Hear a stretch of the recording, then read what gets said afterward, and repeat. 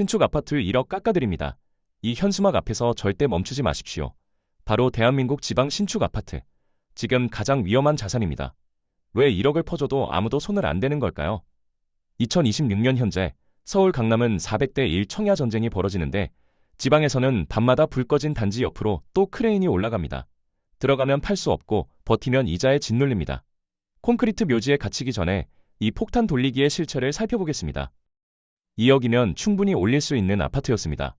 그런데 분양가는 5억, 7억, 심지어 10억까지 찍혔습니다.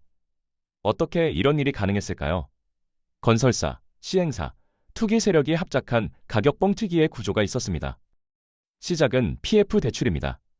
프로젝트 파이낸싱. 쉽게 말해 땅을 담보로 미래의 분양 수익을 끌어다 쓰는 방식입니다. 일단 돈을 당겨 땅부터 삽니다. 그 다음 인허가를 받고 분양가를 최대한 높게 책정합니다. 높게 팔아야 대출금을 갚고 수익을 남기니까요. 문제는 이 게임의 끝자락입니다. 누군가는 이 비싼 값에 실제로 사야 합니다. 영끌족이 등장했습니다. 빚을 끌어모아 청약에 뛰어든 사람들입니다. 2020년대 초반 저금리 시절 집값은 무조건 오른다는 신화가 통했습니다. 그런데 금리가 올랐습니다. 여기서 끝이 아닙니다. 2026년 현 정부의 주택 대출 정책이 목줄을 죄었습니다. DSR 규제가 강화되면서 소득 대비 갚을 수 있는 돈만 빌려줍니다. 연봉 5천만 원 직장인이 서울 아파트를 사려면 대출 한도가 턱없이 모자랍니다. 사실상 현금 부자가 아니면 서울집은 꿈도 못 꾸는 세상이 됐습니다. 그래서 눈을 돌린 곳이 지방이었습니다. 규제가 느슨하고 가격이 싸니까요. 하지만 함정이 있었습니다. 팔려고 내놔도 살 사람이 없습니다. 폭탄을 받아줄 다음 타자가 사라진 겁니다. 왜 사람들은 1억을 깎아줘도 지방을 버릴까요? 답은 잔인할 정도로 단순합니다. 일자리입니다.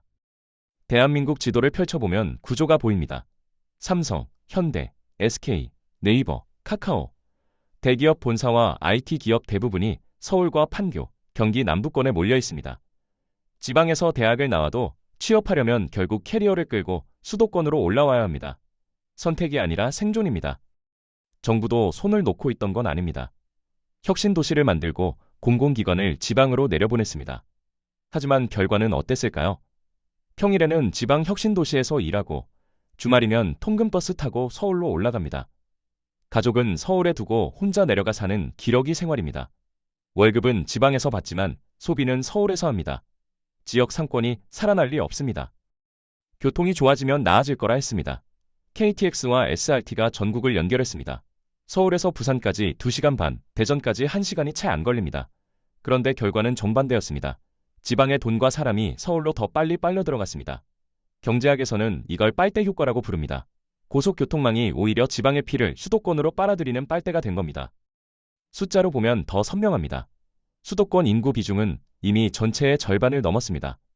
100명 중 50명 이상이 서울, 경기, 인천에 삽니다. 반대로 지방 중소도시는 해마다 인구가 줄어듭니다. 젊은 층이 빠져나가고 노인만 남습니다. 학교가 폐교하고 병원이 문을 닫습니다. 집값은 결국 수요와 공급입니다. 들어오는 사람이 없는데 집값이 오를 리 없습니다. 1억을 깎아줘도 2억을 깎아줘도 마찬가지입니다. 사람이 떠난 땅에서 부동산은 자산이 아니라 짐이 됩니다. 그렇다면 왜 안 팔리는 걸 알면서도 계속 지을까요? 답은 PF 대출의 구조에 숨어 있습니다. 시행사가 땅을 살 때 자기 돈을 쓰는 경우는 드뭅니다. 대부분 저축은행, 캐피탈, 증권사에서 PF 대출을 받습니다. 이자율이 만만치 않습니다. 연 10%를 넘기는 경우도 흔하죠. 시간이 곧 돈입니다. 하루라도 빨리 분양해서 원금을 갚아야 이자 폭탄을 피할 수 있습니다. 문제는 분양이 안 될 때 벌어집니다. 착공을 멈추면 어떻게 될까요? 대출이 즉시 부실로 분류됩니다. 시행사는 파산하고 땅은 경매로 넘어가죠. 그래서 어떻게든 삽을 뜹니다. 분양률이 30%든 50%든 일단 짓고 봅니다. 준공만 하면 미분양 물량을 할인해서라도 털 수 있다는 계산이니까요. 건설사 사정도 비슷합니다. 대형 건설사들은 PF 대출에 연대보증을 섭니다. 시행사가 쓰러지면 그 빚이 고스란히 건설사로 넘어옵니다. 그래서 시행사를 쓰러뜨릴 수가 없습니다. 어떻게든 공사를 진행시켜야 하죠. 서로가 서로의 발목을 잡은 채 달리는 폭주 기관차. 바로 지금 지방 건설 현장의 모습입니다. 2026년 현재 전국 미분양 아파트가 7만 가구를 넘어섰습니다. 서울 강남 대단지 10개를 합친 규모죠. 특히 지방 악성 미분양, 준공 후에도 안 팔린 물량이 급증하고 있습니다. 할인을 해도 옵션을 줘도 소화되지 않습니다. 연쇄 반응이 시작됐습니다. 건설 현장이 멈추니 한밭집이 문을 닫습니다. 장비 기사들은 일감이 끊겼고 인테리어 업체와 건자재 납품업체, 부동산 중개소까지 줄도산입니다.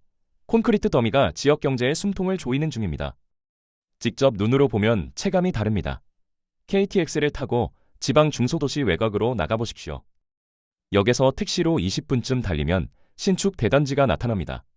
낮에는 그럴듯해 보이죠. 반짝이는 외벽, 조경 잘 된 단지 입구, 커뮤니티 시설 안내판.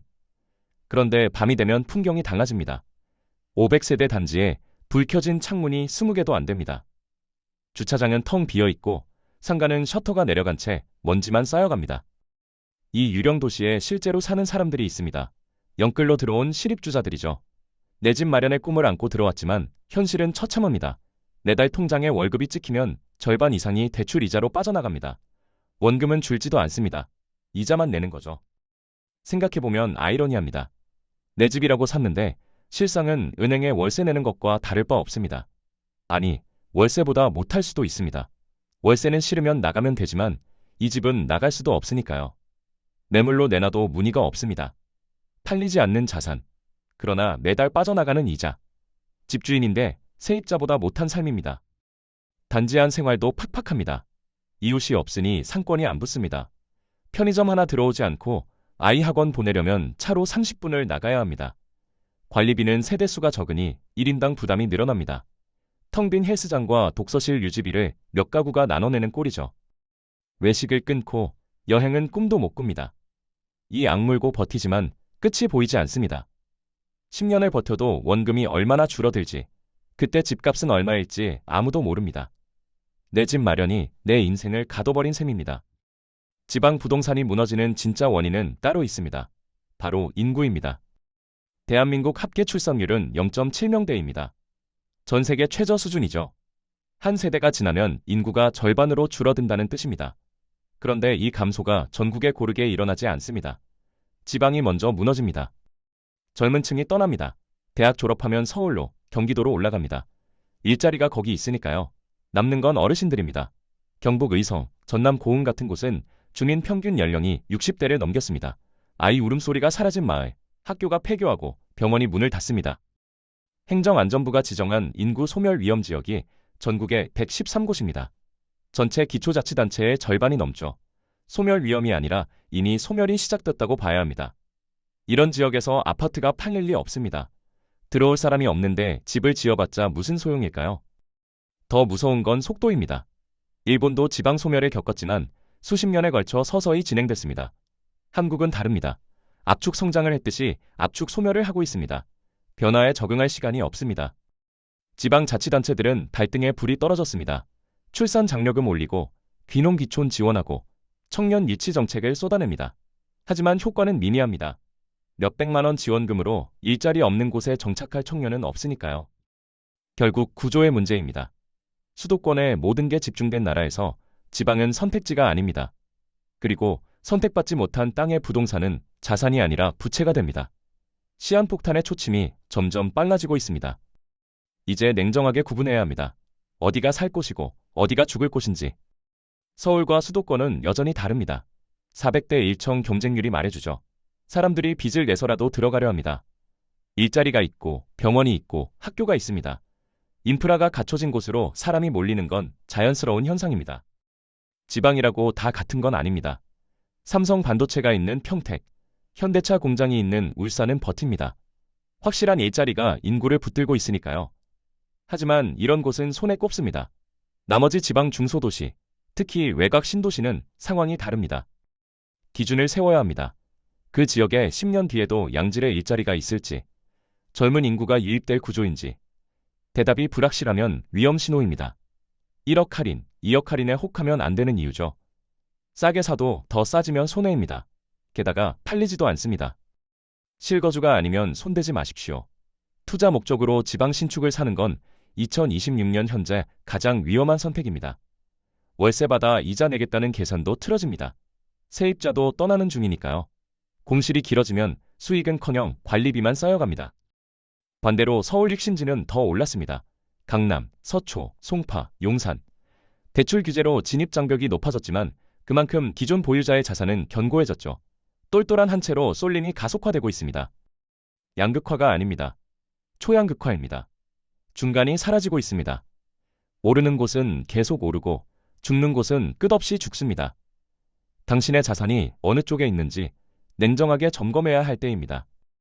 혼란스러우실 겁니다. 지방은 다 위험한가? 그럼 어디를 봐야 하는가? 기준은 단 하나입니다.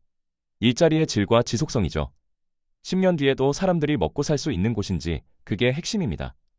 공공기관 몇 개 내려왔다고 안심하면 안 됩니다. 혁신도시 만들어 놓고 주말이면 텅 비는 곳이 한둘이 아니니까요. 봐야 할 건 대기업 3단입니다. 평택에는 삼성 반도체가 있습니다. 울산에는 현대차와 조선소가 있죠. 이런 곳은 버팁니다. 수만 명이 출퇴근하고 그 가족들이 살고 상권이 돌아갑니다. 단 이런 곳도 산단에서 차로 10분 거리와 40분 거리는 천지 차이입니다. 너무 외곽으로 나가면 똑같이 위험해집니다. 교통 호재도 따져봐야 합니다. GTX가 뚫리면 서울 접근성이 좋아지는 수도권 외곽은 가능성이 있습니다. 하지만 KTX역이 생긴다고 무조건 오르진 않습니다. 앞서 말씀드린 빨대 효과, 오히려 인구가 빨려나갈 수 있으니까요. 학군과 의료 인프라도 체크포인트입니다. 아이 키우는 가정은 학교와 학원가를 봅니다. 어르신들은 큰 병원 접근성을 따지죠. 이게 갖춰진 곳은 실거주 수요가 받쳐줍니다. 무엇보다 인구 추이를 확인하십시오. 통계청 데이터는 공개되어 있습니다. 최근 5년간 인구가 늘었는지 줄었는지, 20에서 40대 비중이 어떤지, 숫자는 거짓말하지 않습니다. 결론은 간단합니다. 실거주 목적이 아니면 손대지 마십시오. 실거주라면 일자리와 인구, 이 두 가지만 보십시오. 그 외의 현수막 문구는 전부 무시해도 됩니다. 정리하겠습니다. 지방 신축 아파트, 지금 들어가면 안 됩니다. 과거에는 공식이 있었습니다. 신축 대단지면 오른다. 청약은 로또다. 일단 넣어라. 그 시절은 끝났습니다. 인구가 늘고 경제가 팽창하던 때의 공식입니다. 지금은 정반대죠.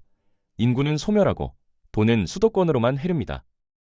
1억 할인에 혹하지 마십시오. 그건 기회가 아니라 경고입니다. 들어가면 빠져나올 수 없습니다. 팔리지 않는 집, 매달 빠져나가는 이자, 은행 월세나 다름없는 삶이 기다리고 있습니다. 봐야 할 건 숫자가 아닙니다. 흐름입니다. 그 지역에 사람이 오고 있는지 떠나고 있는지, 10년 뒤에도 일자리가 있을 곳인지, 젊은 인구가 정착할 구조인지, 이 질문에 확신이 없으면 손대지 않는 게 답입니다. 집은 자산이 될 수도 있지만 족쇄가 될 수도 있습니다. 내 집 마련의 꿈이 내 인생을 가두는 감옥이 될 수 있죠. 콘크리트 묘지에 갇힌 사람들이 이미 있습니다. 다음은 당신이 될 수도 있습니다. 살 곳과 죽을 곳이 나뉘는 초양극화 시대입니다.